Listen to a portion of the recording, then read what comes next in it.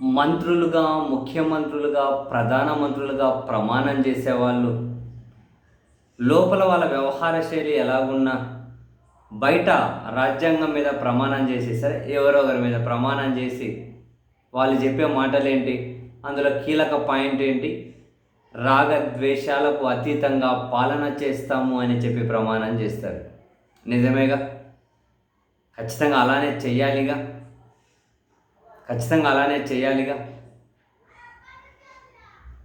తాజాగా చంద్రబాబు నాయుడు గారు, ముఖ్యమంత్రి గారు చిత్తూరులో మాట్లాడిన మాటలు ఫుల్ వైరల్ అవుతూ ఉన్నాయి.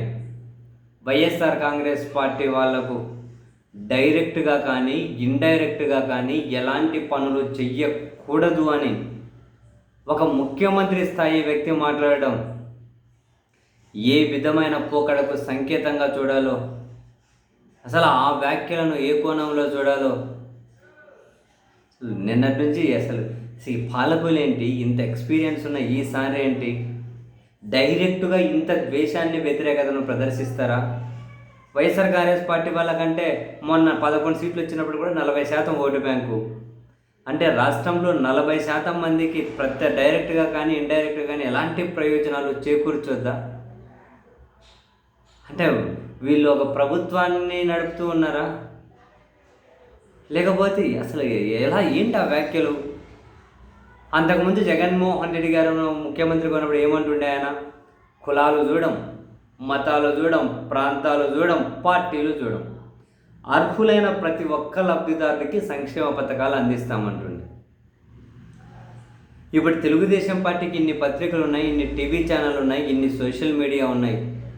జగన్ గారు పాలించినప్పుడు 5 సంవత్సరాలు ఎప్పుడైనా అదిగో వీళ్ళు తెలుగుదేశం పార్టీ కాబట్టి వీళ్ళకి సంక్షేమ పథకాలు ఇవ్వలేదు, అదిగో వీళ్ళు జనసేన కాబట్టి వీళ్ళకి సంక్షేమ పథకాలు ఇవ్వలే, వీళ్ళది ఈ కులం కాబట్టి సంక్షేమ పథకాలు ఇవ్వలే, వీళ్ళది ఈ మతం కాబట్టి సంక్షేమ పథకాలు ఇవ్వలే అని ఎక్కడైనా వాళ్ళ మీడియా ఏమైనా రిపోర్ట్ చేసిందా? అర్హులైన ప్రతి ఒక్కరికి ఇచ్చాను. ఇప్పుడు చంద్రబాబు నాయుడు గారు, ముఖ్యమంత్రి గారు ఏమనాలి? లోపల వాళ్ళు వైఎస్ఆర్ కాంగ్రెస్ పార్టీ వాళ్ళకి మేము చేయకూడదు అని చెప్పి లోపల ఎలా అయినా ఉండనియండి, కానీ బయటకు డైరెక్ట్గా ఒక ముఖ్యమంత్రి స్థాయి వ్యక్తి అలాగంటే నెక్స్ట్ అడ్మినిస్ట్రేషన్ వాళ్ళు ఎట్లా చేయాలి, కింది స్థాయి అధికారులు ఎట్లా చేయాలి, కింది స్థాయి నాయకులు ఎట్లా చేయాలి?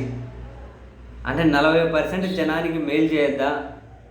కనీసం ఒక పౌరులుగా వాళ్ళకు వచ్చే హక్కులు కూడా వాళ్ళకు వద్దా? ఒక ముఖ్యమంత్రి ఇలా మాట్లాడవచ్చా? ఇటువంటి వ్యాఖ్యలకు మద్దతు ఇవ్వాలా? ఏం అర్థం కాదు. సీరియస్లీ ఏం అర్థం కాదు. ఎట్లా మాట్లాడతారు? అట్లా మాట్లాడొచ్చా? ఏమో, మాట్లాడాలేమో. అట్లా మాట్లాడమే ప్రస్తుతం నాయకత్వం అనుకోవాలేమో. ఏమో తెలియదు. బట్ మా నాలాంటి వాళ్ళు ఇంకా ఎదగలేదేమో మరి ఇవన్నీ అర్థం చేసుకోవడానికి.